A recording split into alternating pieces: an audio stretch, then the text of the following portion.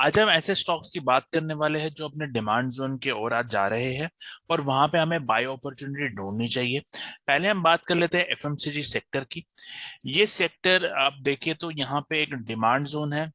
All दो price अभी इस डिमांड जोन में आई नहीं है और ये इस डिमांड जोन के पास में ये आने वाली है। ये वीकली डिमांड जोन है और ये जब एक सेक्टर का सपोर्ट आ जाता है, एक सेक्टर एक डिमांड जोन में आने वाला होता है, तो उसके स्टॉक्स जो similar sort of demand zone में आ रहे हैं तो हमें उसमें अपॉर्चुनिटी देखनी चाहिए।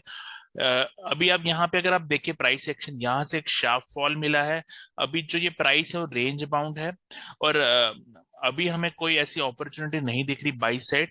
और अगर ये थोड़ा और फॉल करता है और इस रेंज में आ जाता है तो हमें इसके सेक्टर के जो स्टॉक्स है, जैसे पहले हम आईटीसी की बात कर लेते हैं, तो आईटीसी में भी आप देखिए जैसा एफएमसीजी में एक डिमांड जोन है, वैसा ही एक डिमांड जोन यहाँ पे 423 लेवल से 400 लेवल पे ये वीकली डिमांड जोन है। और यहाँ पे जब ये प्राइस आएगी तो इसको एक अच्छी डिमांड मिलेगी। यहाँ पे इसका फॉल का रीजन क्या है, आप देख सकते हैं स्टॉक ने एक जो डिमांड जोन यहाँ पे था, ऑल टाइम हाई पे जो ये डिमांड जोन था वो ब्रेक कर दिया। जब स्टॉक एक डिमांड जोन ब्रेक करता है तो इसका ट्रेंड आप देख सकते हैं, जो बुलिश ट्रेंड था उससे साइडवेज ट्रेंड हो जाता है। और यहाँ पे ये इसके बाद ये रेजिस्ट करके प्राइस फॉल कर चुकी है। यहाँ पे क्या होगा, अगर समझ लीजिए यहाँ पे हमें डायरेक्ट इस एरिया में नहीं आता और ये वापस इस एरिया के ऊपर चला जाता है, तो ये जो जोन है यहाँ से इसको फिर से एक सप्लाई मिलेगी, क्योंकि ये डिमांड जब ब्रेक हो जाती है तो भी वो एक सप्लाई का ही काम करती है। तो इसमें स्ट्रेंथ कब आएगी, अभी भी आप देख सकते हो कुछ स्ट्रेंथ नहीं है, एक रेंज बाउंड है। स्ट्रेंथ है कि अगर किसी डिमांड जोन में आते हैं यहाँ से कोई बुलिश प्राइस एक्शन आपको मिलती है तो वहां पे हम इसकी स्ट्रेंथ यहाँ पे देखेंगे कि यहाँ पे आपको एक बुलिश कैंडल मिलती है तो वही एक आपको अपॉर्चुनिटी होगी और ये बेस्ट प्लेस होगी अगर आप इसमें कोई प्लान कर रहे हैं स्विंग ट्रेड का। अब इसी टाइप का स्ट्रक्चर हम इसके बाकी स्टॉक्स में देख लेते हैं। जैसे अगर हम कोलपाल में देखें तो यहाँ पे भी जो ये एरिया है इसकी हम बात करें तो 1860 लेवल से 1815 लेवल, इस एरिया में प्राइस आती है तो यहाँ पे हम अपॉर्चुनिटी देख सकते हैं। अगर हम बात करें हिंदुस्तान यूनिलीवर की तो इसमें भी हमारे पास ये डिमांड जोन इस लेवल पे है जो है अराउंड 2298 से लेकर 2177। तो इस एरिया में अपॉर्चुनिटी बेटर होगी, ना कि जो फ्रेश सीएमपी है, क्योंकि हम रैंडमली किसी भी जगह पे बाय नहीं करते और हम हमें इन एरियाज पे भी हम डायरेक्टली बाय सजेस्ट नहीं करेंगे।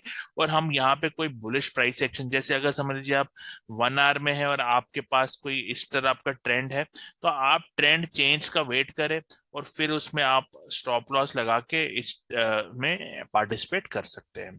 तो ये होता है जब डिमांड जोन में प्राइस आती है उसको कैसे ट्रेड करते हैं। अब यहाँ पे हम कुछ स्टॉक्स जहाँ पे नहीं एंट्री हमें नहीं लेनी वो हम देखते हैं, क्योंकि जैसे अगर हम बात करें रेडिको की तो यहाँ पे ये डिमांड जोन है, बट ये थोड़ा टेस्टेड डिमांड जोन लग रहा है। तो मे बी यहाँ पे हमें मूव मिल जाए, बट प्रोबेबिलिटी हमारे जो एनालिसिस है कि ये एक टेस्टेड डिमांड जोन है, तो यहाँ पे हमें अगर अपॉर्चुनिटी मिलती है और दूसरे स्टॉक में भी मिलती है तो हम इसको अवॉइड करेंगे, क्योंकि ये tested demand zone as of now लग रहा है। अब हम बात करें गोदरेज सीबी की, तो इसमें भी आप देख सकते हैं ये जो एरिया है इसको हम मार्क कर लेते हैं। तो ये वो डिमांड जोन है। तो यहाँ पे जब प्राइस 955 से 894 की रेंज में आती है, यहाँ से हमें कोई price action bullish price action लगता है। जैसे हमने बोला कि अगर 1 आवर, जैसे वीकली चार्ट है ये, 1 आवर में आप जाएंगे तो कुछ इस तरह का ट्रेंड आपको मिलेगा और यहाँ से अगर वो ट्रेंड आपको शिफ्ट होता हुआ दिखेगा अपसाइड की ओर तो उसको आप टेक ले सकते हैं। तो इसमें हम कुछ और स्टॉक्स की बात कर लेते हैं वीकली बेसिस। जैसे अगर आप इस स्टॉक की बात करें पीजीएचएच की, तो यहाँ पे आप देख सकते हैं इसमें ऐसा कोई डिमांड जोन इमीडिएटली नहीं है और काफी दूर है। तो हम इस ऑल्दो सेक्टर एक डिमांड जोन में आएगा तो इसको डिमांड जोन में आने के लिए काफी दूर ट्रेवल करना पड़ेगा। तो हमें सेक्टर से स्टॉक कैसे आइडेंटिफाई करना है वो भी, जब एक सेक्टर डिमांड जोन में आता है तो हमें कॉरस्पॉन्डली कौन से स्टॉक उस डिमांड जोन में आ रहे हैं तो वो देखना है। आई होप ये पॉइंट क्लियर है। अब हम बात करते हैं इस सेक्टर के, अब हम दूसरे सेक्टर पे चले जाते हैं। जैसे बैंकिंग में हमें कुछ अपॉर्चुनिटी दिख रही है, कोटक महिंद्रा की बात कर लेते हैं। तो कोटक महिंद्रा भी आप देख सकते हैं एक डिमांड जोन जोन में प्राइस आने वाली है। ये वो डिमांड जोन है अराउंड 1720 से, जो ये डिमांड जोन है, तो ये भी स्ट्रॉन्ग डिमांड जोन है। वीकली बेसिस बहुत स्ट्रॉन्ग है, 1 2 3 4 5, मतलब काफी बुलिश प्राइस एक्शन इस एरिया से हुआ है। यहाँ पे प्राइस अगर आप देखिए, इसके जो पुराने सप्लाई जोन है वो टेस्टेड है। ये एक सप्लाई जोन था, ये यहाँ से टेस्ट होके फिर से फॉल किया। अब यहाँ पे जो ये ऊपर सप्लाई जोन था, प्राइस वहां पे आई और वहां से फिर से फॉल किया।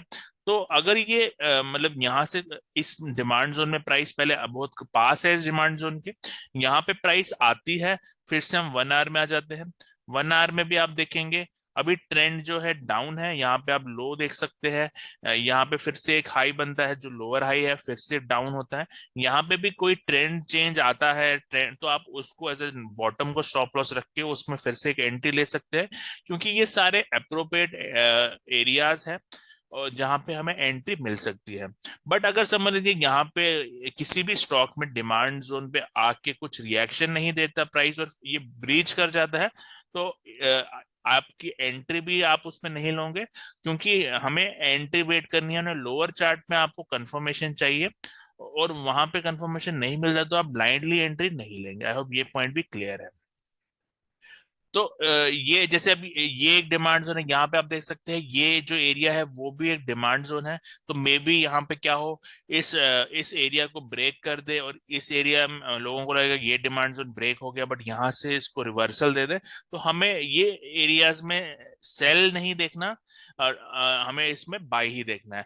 और हमें सेल अगर देखना भी होगा तो हम क्या कर, इसके लिए क्या कंडीशन है, एक तो ये डिमांड जोन ब्रेक करेगा, और फिर आप देखोगे कि वो जो डिमांड जोन ब्रेक कर दिया वहां से उसने मतलब आपको एक जो करेक्टिव प्राइस एक्शन मिलेगा उस डिमांड जोन, क्योंकि जो डिमांड जोन ब्रेक हो जाता है वो फिर एक सप्लाई जोन की तरह काम करेगा, और वहां से फिर आपको एक फिर से एक मूव दिख सकता है। और ये एक प्राइस एक्शन है जो अगर डिमांड जोन ब्रेक हो जाता है और अगर डिमांड जोन वर्क करेगा, उस केस में आपके पास कुछ ऐसा प्राइस एक्शन मिलेगा।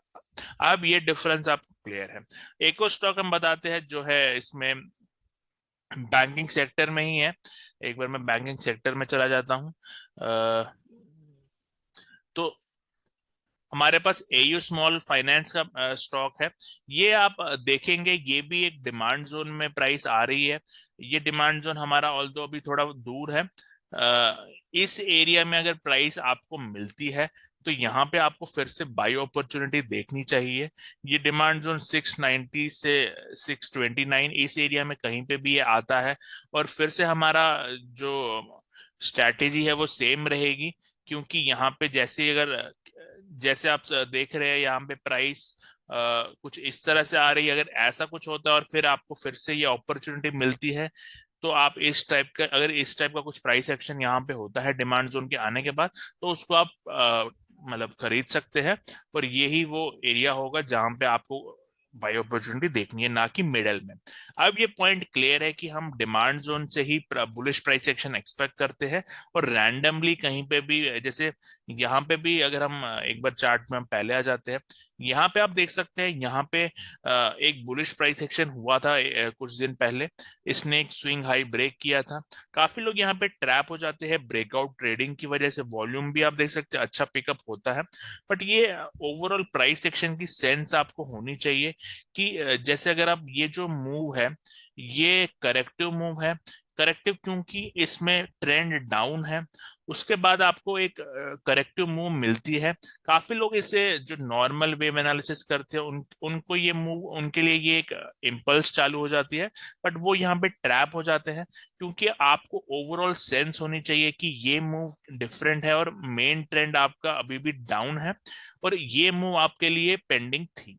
But on A weekly basis अगर आप देखें यहाँ पे वीकली बेसिस में ये ट्रेंड बहुत स्ट्रांग है, और हम हमेशा ये एक्सपेक्ट कर रहे हैं कि ये इस डिमांड जोन से अगर हमें ऐसा कुछ अपॉर्चुनिटी मिलता है तो ये अगेन इस स्विंग को ब्रेक कर सकती है।